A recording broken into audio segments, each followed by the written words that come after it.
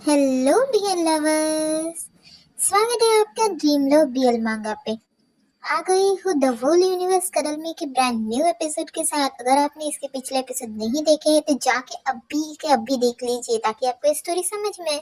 अगर ये स्टोरी आपको पसंद आती है तो मेरे चैनल को लाइक सब्सक्राइब शेयर कर दीजिए ताकि ऐसे न्यू न्यू वीडियोस के लिए मुझे मोटिवेशन मिलती रहे। तो एपिसोड की शुरुआत में हमें लैंसलॉट को दिखाया जाता है जो कि जियांग को अपने करीब करते हुए टीचर से कह रहा होता है कि अच्छा हुआ, वैसे भी जो मेरा डॉम है वो नेक्स्ट में ही खाली है तो जियांग वहां पे रह सकता है।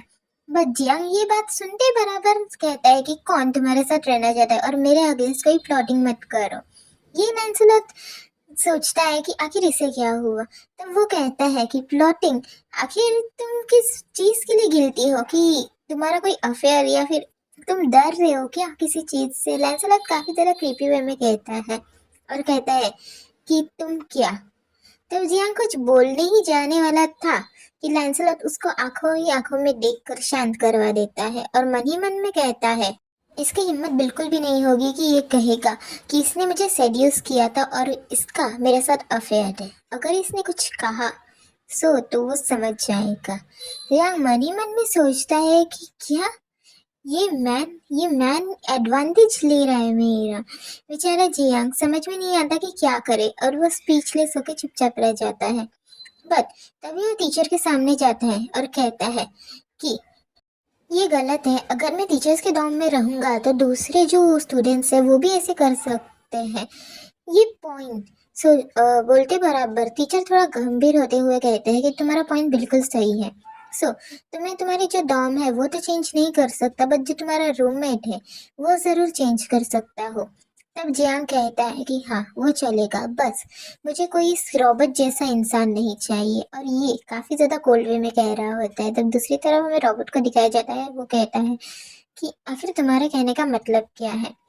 तो हम टीचर की तरफ देखते हैं। टीचर कहता है कि ऑफ कोर्स नॉट, वो रॉबर्ट जैसा तो नहीं रहेगा, बट वो मेडिकल स्कूल एलाइट है और वो ग्रेजुएट और काफी ज्यादा एक्सेलेंट है। तभी लैंसलॉट सोचता है मेडिकल स्कूल एलाइट और मनी मन में थोड़ा सा सीरियस होते हुए सोच रहा होता है। दूसरी तरफ हमें जियांग को दिखाया जाता है जो तो बेचारा शौक के मारे पत्थर की मूर्ति हुई बनते हुए कहता है कि कोई बात नहीं। और टीचर बोलता है कि अब तुम सेटल कर दो अपने नए रूममेट के साथ। तो हमें सेकंड सीन में दिखाया जाता है कोई डार्लिंग कह रहा होता है और वो कोई और नहीं है गाइस, हमारा एंजेलियो है जो कि कह रहा होता है डार्लिंग हम फिर से वापस मिले। और ये इतना क्यूट लग रहा है ना गाइस, मैं बता नहीं सकती। बट जियांग उसे देखते बराबर दो टुकड़ों में टूट जाने का मन कर रहा होता है। और देख सकते हैं कि जियांग जो है ना, उसका जो मन क्या, उसकी पूरी बॉडी रॉक बन चुकी है, रियल वाला रॉक गाइस। सो तो कहता है कि सी यू, तुम हो। तो एंजेलियो उसके पास जाते हुए कहता है कि तुम हो मेरे new partner, I mean say that new roommate. और उसको उसके जो हेड के ऊपर पैट करते हुए ये सारी चीजें कह रहा होता है। तभी वो उसे एक कॉन्ट्रैक्ट दिखाता है और वो यही कॉन्ट्रैक्ट होता है जहां पर हमारे जियांग ने बिना सोचे समझे बिग सिस्टर के प्यार में साइन कर दिया होता है। तब जियांग कहता है कि तुमने मुझे ट्रिक करके साइन करवाया था और मैं इस कॉन्ट्रैक्ट को बिल्कुल भी अप्रूवल नहीं दूंगा। तभी हमारा जो लैंड एंजेलियो रहता है वो हल्का सा फ्लर्टिंग करते हुए उसकी तरफ जाता है कि कौन, किसने तुम्हारे साथ ट्रिक किया, तुमने खुद साइन किया था उसके ऊपर। गाइस हमारा जो जियांग है उसके जो चेक्स है वो तो रेड हो चुके हैं। मगर वो मानने वाला तो है नहीं। तब अंजलि उसको कॉन्ट्रैक्ट दिखाते हुए कहता है कि जो इसकी टर्म्स एंड कंडीशन है वो सभी के सभी रियल से, और क्या तुम मनी कमाना नहीं चाहते हो। तब जियांग मनी मन में सोचता है कि वैसे भी हीरोज बिना मनी के भी कुछ नहीं कर सकते और कहता है कि जब तक तुम मुझे बनी ड्रेस के लिए नहीं बोलोगे तब तक मैं तुम्हारी बात मानूंगा। ये सुनते बराबर हमारा जो एंजेलिया था उसके मुंह उसके फेस पे तो काफी प्यारी सी स्माइल आ जाती है और कहता है कि ठीक है। और हमें सीन चेंज करते हुए रात का सीन दिखाया जाता है जहाँ पर एंजेलियो और जिया दोनों ही कहीं तभी जा रहे होते हैं। तब एंजेलियो कहता है कि मेरा बस एक छोटी सी डिस्कवरी लैब है जहाँ पे हम जा रहे हैं और मुझे बस तुम्हारी उसी में ही मदद चाहिए। और रिसेंट ईयर में जिस ह्यूमन स्पिरिट पावर है वो ग्रो और अनस्टेबल हो गई है, बस मुझे मैं उस पर ही रिसर्च कर रहा हूँ। ऐसा सब कहते कहते वो दोनों ही उसके लैब में आ जाते हैं। एंजेलियो कहता है कि जो अकेडमी है वो बिल्कुल भी एक्सप्लेन नहीं करती है, तो मैं खुद ही देख लेता हूँ कि मुझे क्या करना चाहिए, और जो जेनेटिक डिफेक्ट है उसे मैं मॉडिफाई करता हूँ।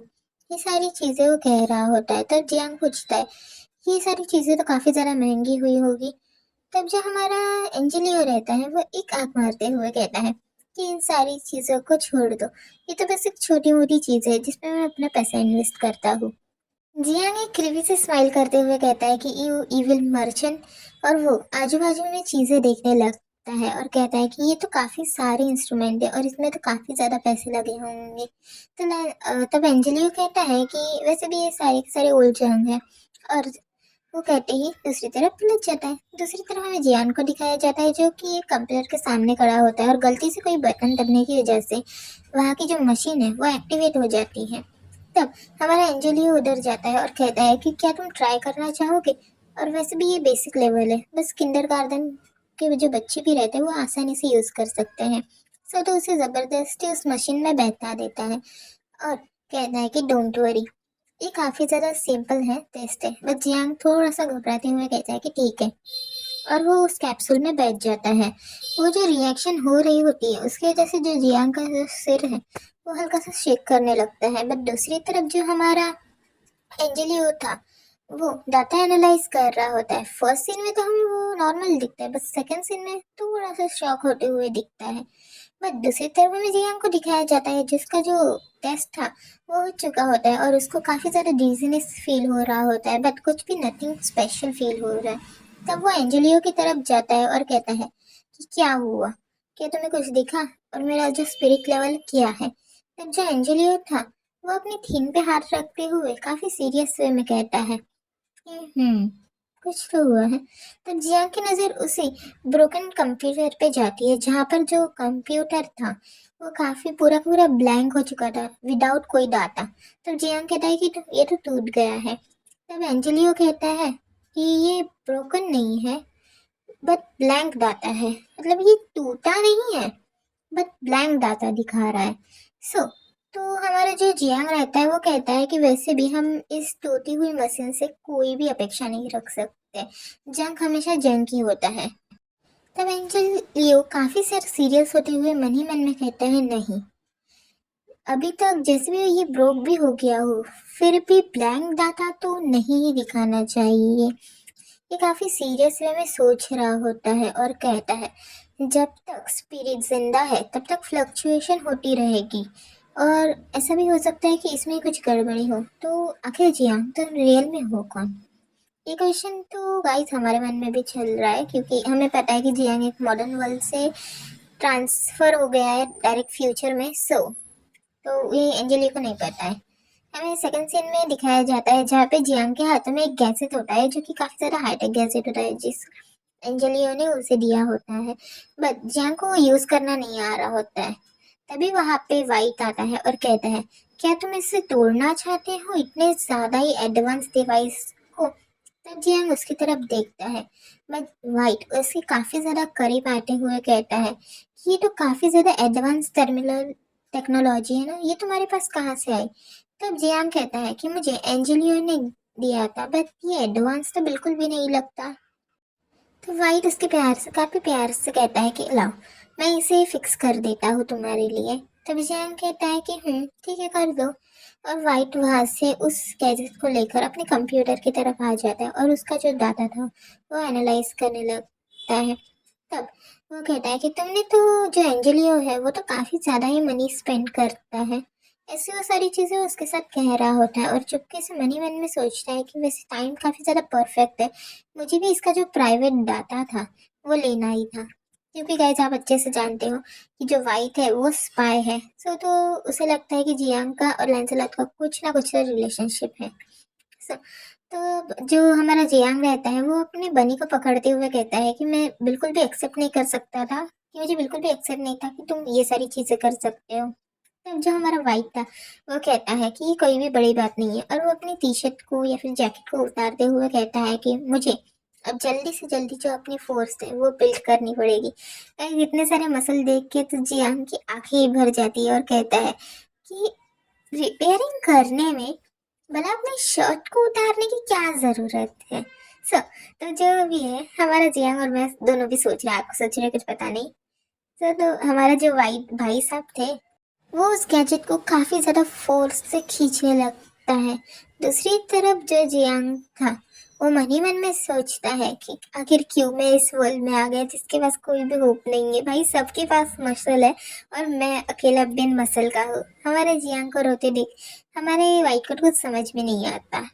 सीन चेंज होता है और हमें नाइट का सीन दिखाया जाता है जहाँ पे हमारा जियांग वो चुपचाप किसी की नजर में ना आते हुए उस डॉर्म्स में घूम रहा होता है जहाँ पे उसे फिजिक्स लैब मिलती है और वो वहीं पे जा ही रहा होता है अपनी टाइम मशीन को ढूंढने के लिए। वो आजू बाजू में चेक करता है कि कहीं कोई है तो नहीं और वो चुपचाप चलने लगता है। दूसरी तरफ उसे दिखाया जाता है कि वो कुछ उन चीज़ों के नाम ले रहा होता है जैसे कि quantum conversation, separation, etcetera etcetera, मतलब जहाँ पे वो नाम लिखे होते हैं। तभी उसकी नज़र जाती है किसी और की तरफ और कहता है कि कोई तो भी यहाँ पे आ रहा है और वो सावध हो जाता है। तभी वहां से दिखाया जाता है कि और वो कोई और नहीं लैंसलॉट था। ये देखते बराबर लैंसलॉट यहाँ पे आ रहा है वो वहीं पे बाजू में कहीं पे छुप जाता है और कहता है कि ये अभी आना था इसको। और लैंसलॉट को हमें काफी ज्यादा सीरियसली दिखाया जाता है जो कि शायद से इंस्पेक्शन करने आया था इस डॉम्स का कि टाइम मशीन को कुछ हो ना जाए।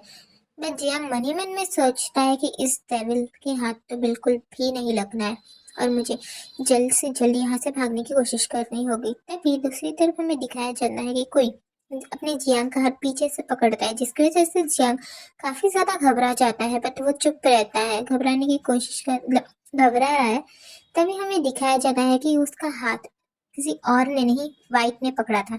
तो वाइट यहाँ पे क्यों आया है वो तो बाद में पता चलेगा।